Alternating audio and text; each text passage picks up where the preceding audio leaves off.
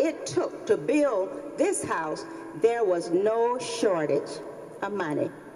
And he also told the assistant, since you know everything there is to know about building, you do not need me to supervise your budget and how you are building this house. But let me know when you have completed the project. So the assistant selected his crew and they set out to work. But because of his resentment toward the boss and because of his jealousy, he began to play a few tricks. He decided to draw large sums of money, but cut corners by ordering and purchasing cheap, low-grade, and substandard materials, keeping the remainder of the money for himself. He put in an inferior electrical system.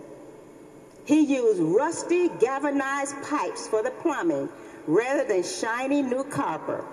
Inexpensive bathroom fixtures were ordered. The kitchen appliances were second-rate and not top of the line. The carpeting was from rejected rolls, and the furnishings were cheap and of poor quality. The rooms and the outside of the house were painted in weird, colored, discounted paint. Finally, the house was completed, and the assistant had to show the finished product to the boss. Now, with this smug feeling of arrogance and a satisfaction that he had outsmarted his boss, he presented the boss the house, and he gave him the keys. They walked through the house, the boss observing everything and smiling kindly. When they got to the outside, the boss joyously and graciously said, "Oh, thank you so much for building this house for me. But I have a wonderful surprise for you. Since you have been such a wonderful, loyal, trusting, and honest employee for many years, I wanted to do something extra special for you to show my appreciation other than just giving you a weekly check. I have a special gift for you." And he handed him back the keys and said, "This is your gift from me. This is your house. This is your new home." The assistant had built his own home. And I must tell you today, we are building our future home.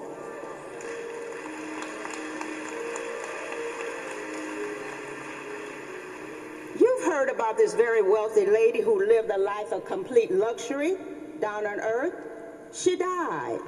She stood at heaven's gate waiting to be ushered in and shown her heavenly home.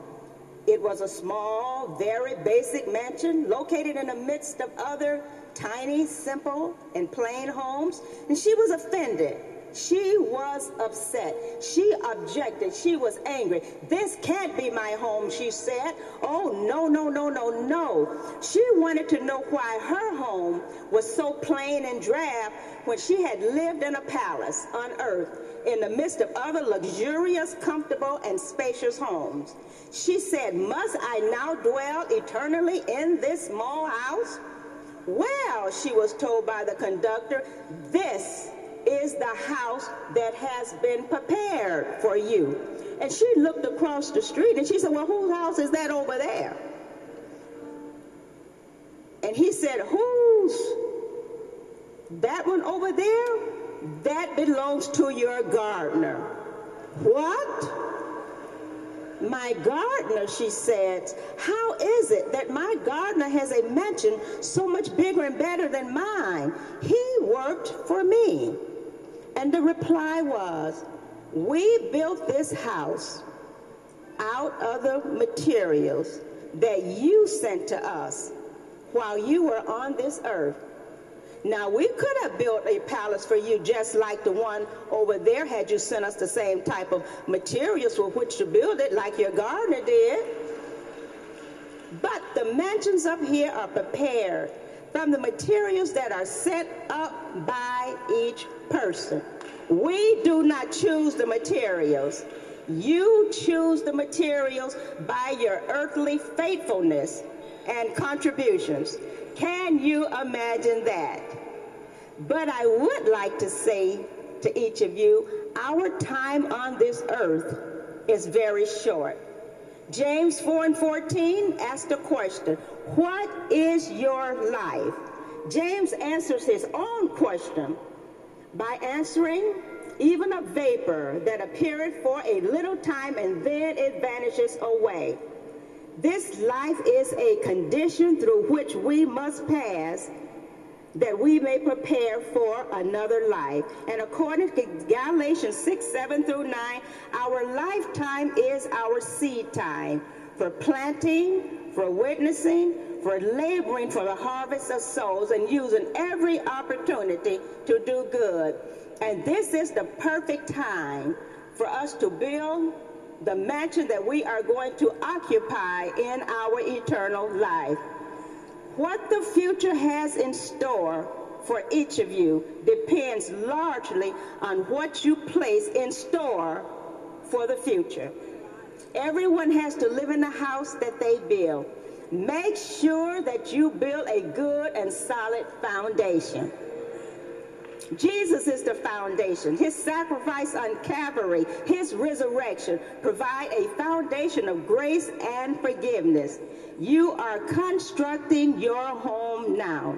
The materials that you are sending now are being used to construct it to your own specifications. And this is being done as you live each day. Now I want to mention just a few qualities that can be used as building materials so you would know what I mean by building materials. Matthew 6:33 is excellent because it tells us to seek the righteousness of God.